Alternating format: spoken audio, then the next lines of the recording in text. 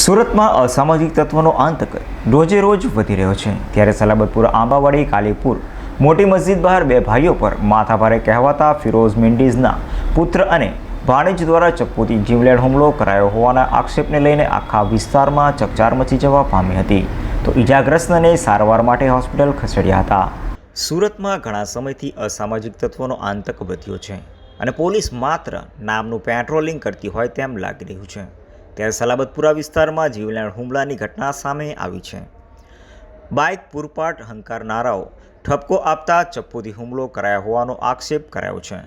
સલાબતપુરા આંબાવાડી કાલીપુર ખાતે રહેતા હફીઝ અને રસીદ નામના બે ભાઈઓ મોટી મસ્જિદની બહાર નમાઝ પઢી બહાર આવતા જ માથાભારે કહેવાતા ફિરોઝ મેન્ડિઝના પુત્ર રાકીબ અને ભાણેજ અબુઝર દ્વારા હુમલો કરાયો હોવાનો આક્ષેપ કરાયો છે।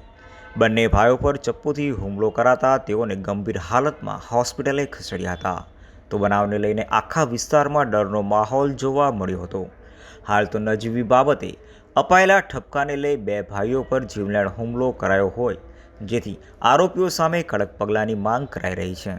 તો આરોપી ફિરોઝ મેન્ડિઝનો છોકરો રાકીબ ગેરકાયદે પ્રવૃત્તિ કરતો હોવાનો પણ આક્ષેપ કરાયો હતો। નઝર કુરેશી સાથે હર્ષદ સેટા।